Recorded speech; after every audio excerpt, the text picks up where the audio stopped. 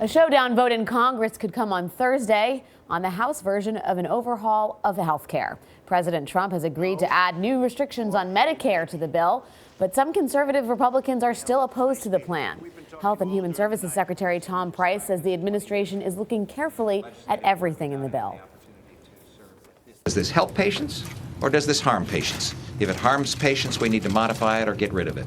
Does it increase costs or decrease costs? If it increases costs, then we've got to look at it and make certain that it's to the benefit of the patient. If it's not, then it needs to go away. The new version of the bill would not save as much money as some Republicans would like. Thursday is the 7th anniversary of when President Obama signed the Affordable Care Act into law. For more on the wiretap fallout and the health care vote, we're joined by Washington Post columnist Catherine Rampell. Catherine, good morning. Good to be here. The president had an opportunity at his press conference with Angela Merkel to try to put this whole wiretapping thing in the background, and instead he created an international incident, Yeah. potentially. I mean, where does this go from here?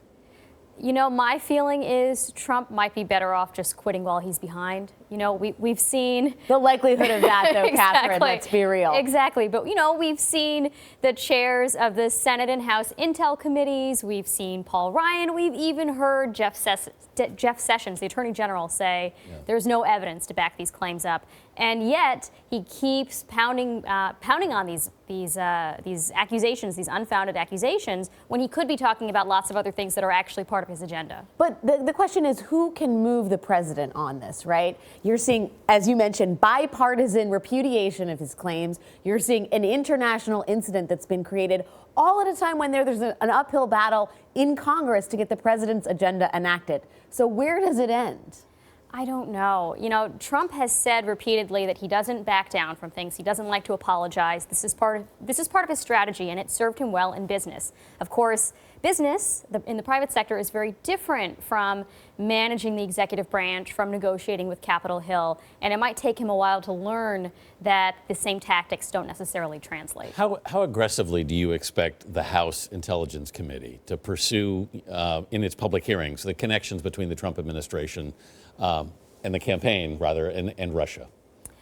I would expect that Democrats in particular are going to try to goad Comey into saying something revealing about not only whether there's any evidence for this accusation of a wiretap, right, but also on the connections between the Trump campaign and people in Russia.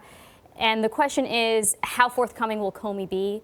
Yeah. The likely outcome of this hearing is that the rift between Republicans in Congress and Trump's administration will likely grow, and/or the rift between Trump himself and the intelligence community will grow as well. Speaking of splits, let's talk a little bit about the Republican plan to replace the Affordable Care Act. We're now hearing that there are going to be some changes made to the law to Medicaid, not Medicare specifically. 27 House Republicans may be on the fence for no votes. Do you think this passes the lower chamber?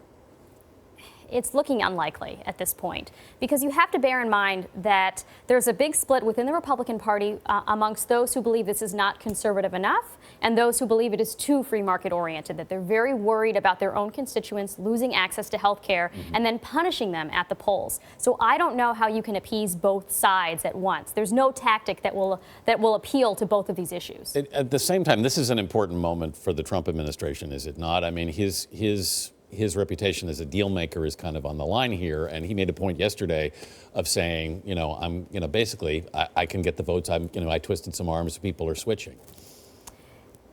He would love to make a deal. Obviously, he likes to talk about his deal making prowess. And again, what may have served him well in the business sector may not work as well on Capitol Hill, in part because the kinds of changes that are needed to appease one faction are going to increasingly alienate the rest.